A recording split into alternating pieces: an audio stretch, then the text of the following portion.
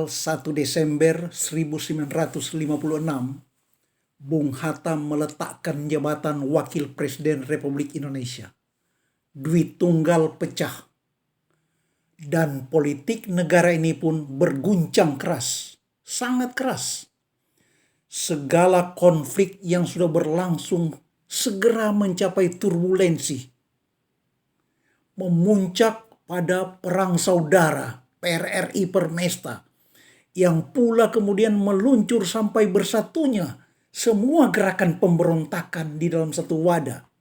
Daud Beradi Aceh, Darul Islam yang kelak berkembang menjadi ide negara Aceh modern, Kahar Musakar di Sulawesi Selatan Tenggara, RMS di Maluku, semua bergabung dalam RPI, Republik Persatuan Indonesia, negara federal.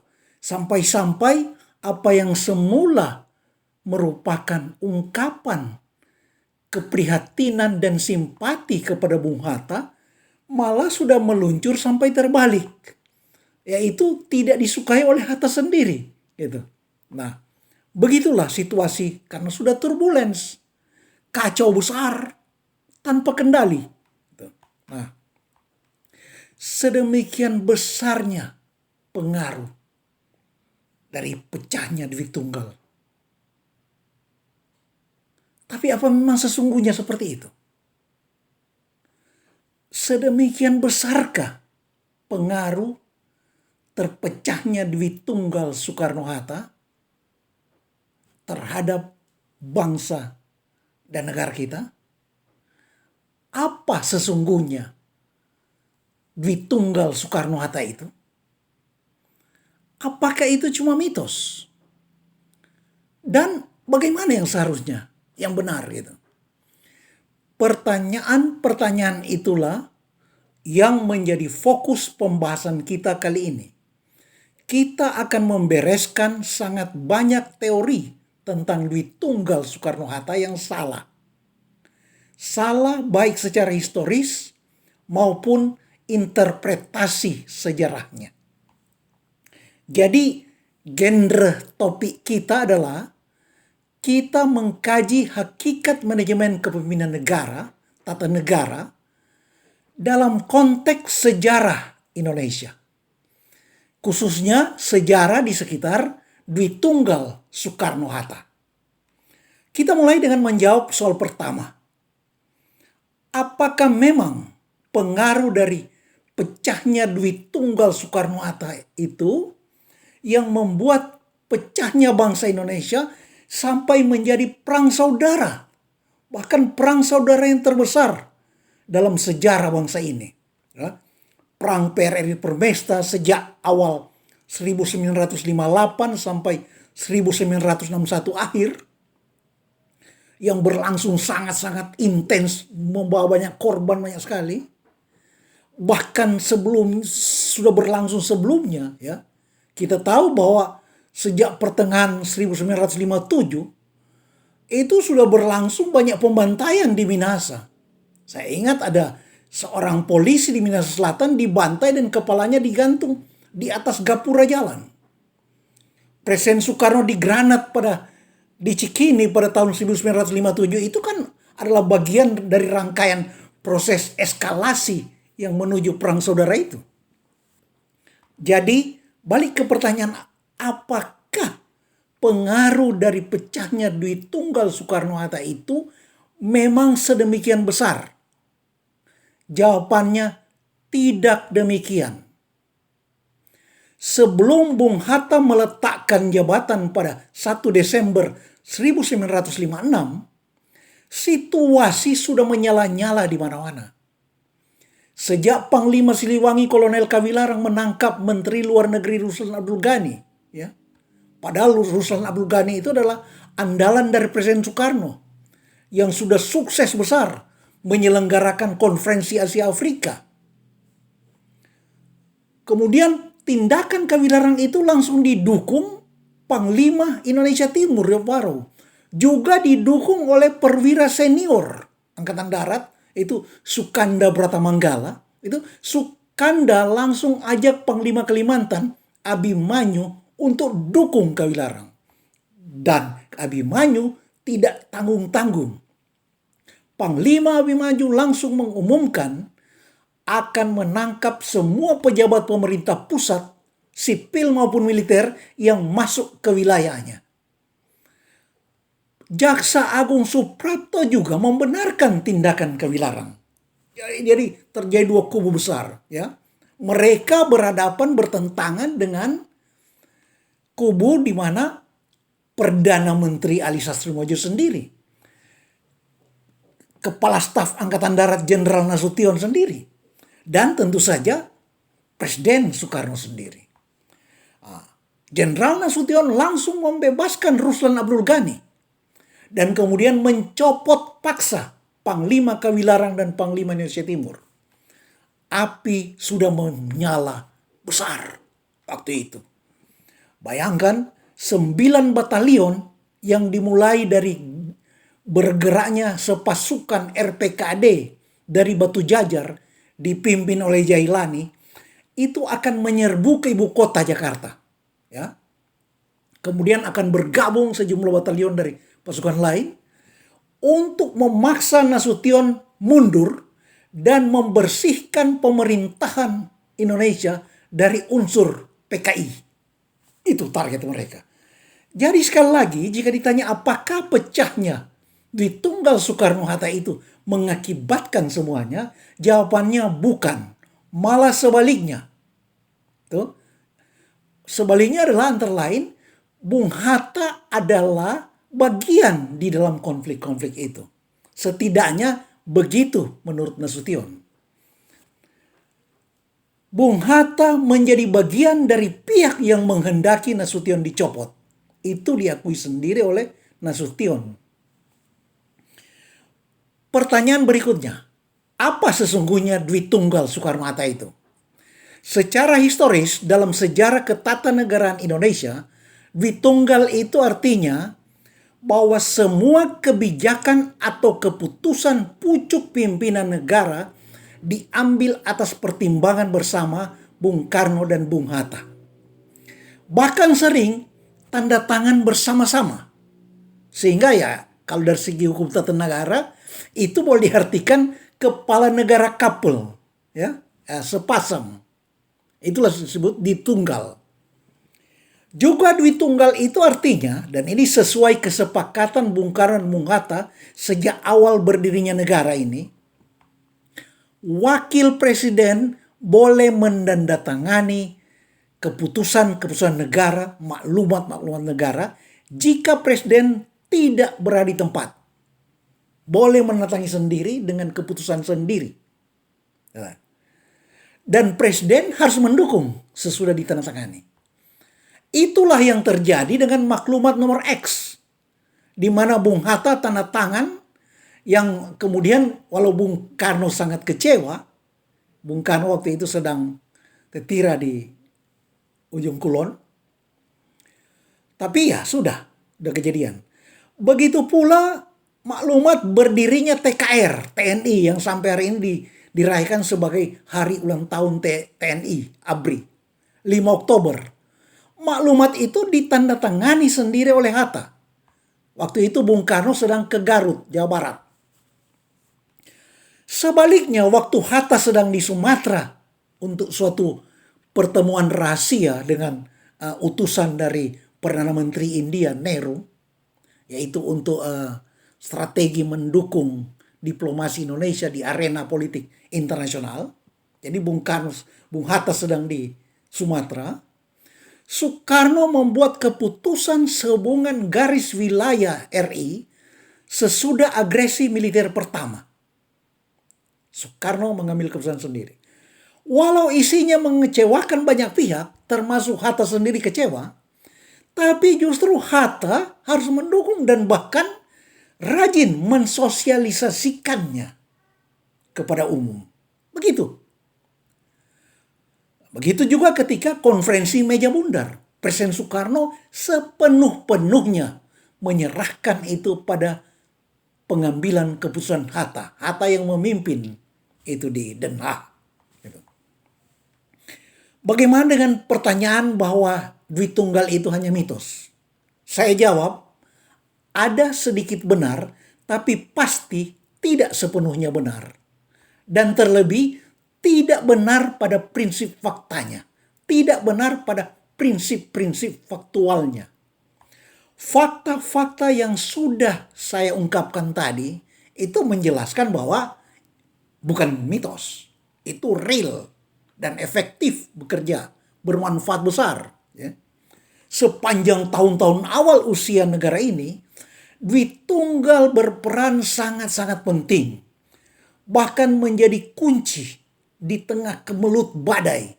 Misalnya ketika terjadi kudeta militer pertama terhadap pemerintah, Perdana Menteri Syahrir dikudeta itu oleh gerakan militer yang melibatkan Tan Malaka, terkenal sebagai gerakan 3 Juli. Juga yang sangat terkenal yaitu pemberontakan PKI tahun 1948, Madiun Affair. Peristiwa atau kemelut itu langsung cepat teratasi karena duit tunggal Soekarno-Hatta. Jadi waktu di Madiun itu, Bung Karno dan Bung Hatta langsung tampil berpidato dan langsung beres. Sangat terkenal Bung Karno waktu itu berpidato langsung dengan tegas dan menantang. Ayo silakan pilih. Pilih musuh atau pilih Soekarno-Hatta. Gitu.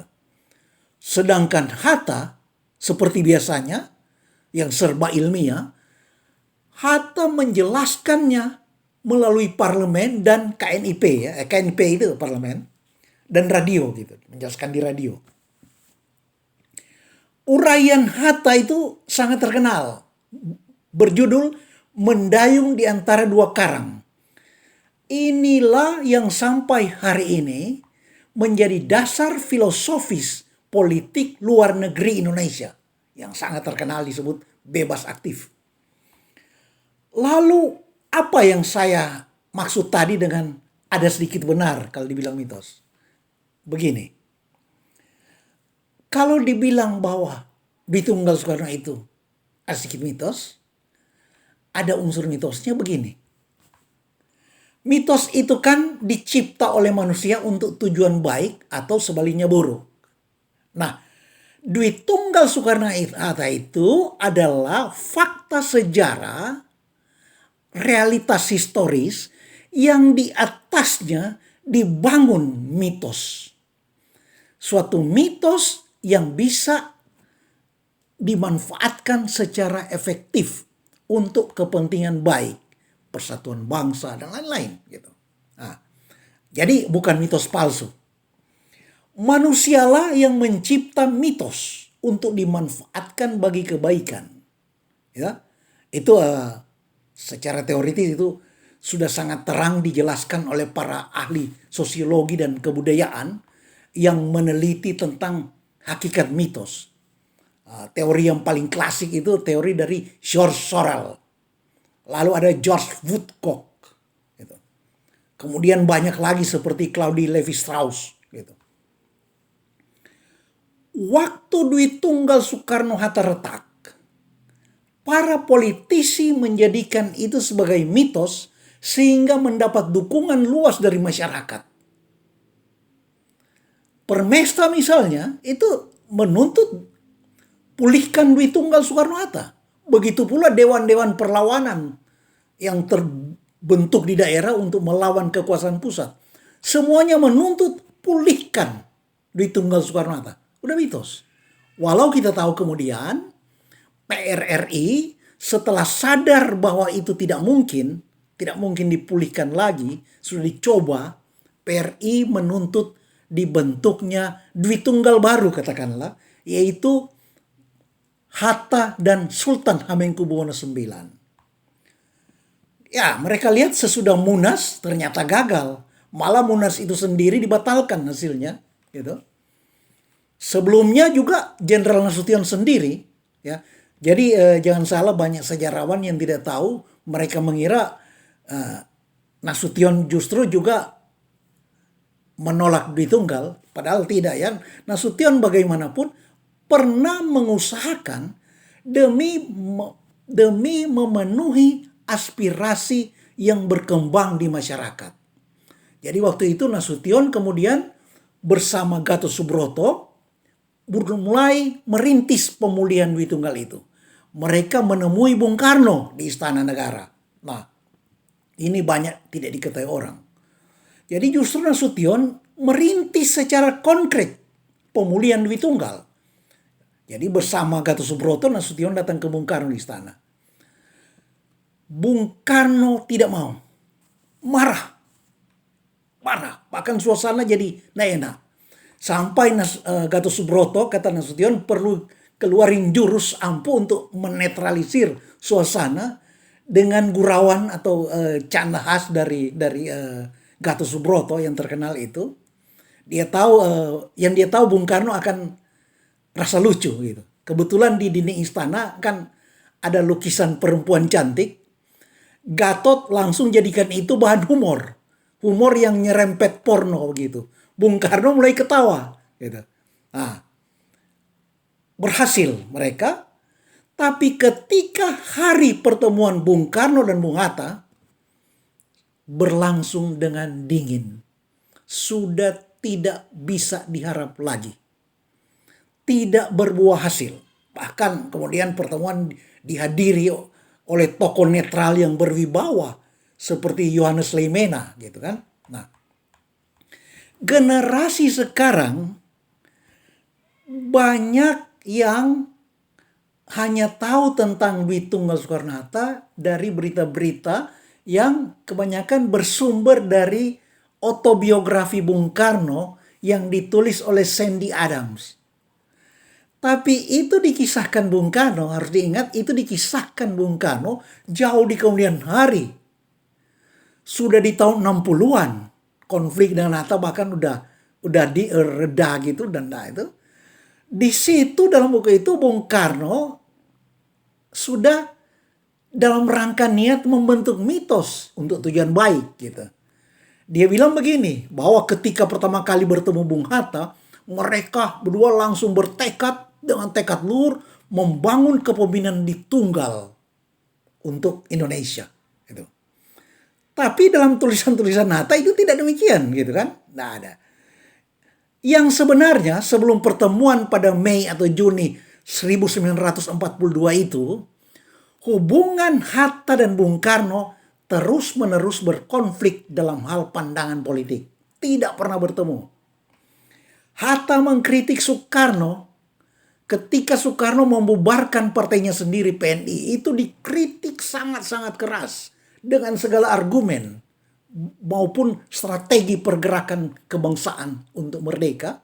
Itu Bung Hatta bilang itu benar-benar blunder besar gitu dan memalukan. Nah, sehingga Hatta bikin partai baru, PNI baru. Kemudian juga Bung Karno mengejek Hatta ketika ada kabar Hatta mau ikut pemilu caleg di Belanda. Nah, begitu. Banyak sekali topik di mana mereka berpolemik sangat keras. Kemudian mereka sama-sama ditangkap, kita tahu dibuang itu. Tapi selama dalam penjara sebelum dibuang maupun sudah dalam pembuangan, Bung Karno di Ende Flores, Hatta di Bovendigul, Papua. Jadi sudah dalam pembuangan pun mereka terus-menerus berpolemik di media massa untuk berbagai topik. Ini sangat-sangat penting bagi sejarah kita karena itu mereka mengelaborasi sangat-sangat banyak hal penting. Itu adalah harus menjadi karya intelektual aset bangsa kita yang luar biasa, itu perdebatan Bung Karno dan Bung Hatta.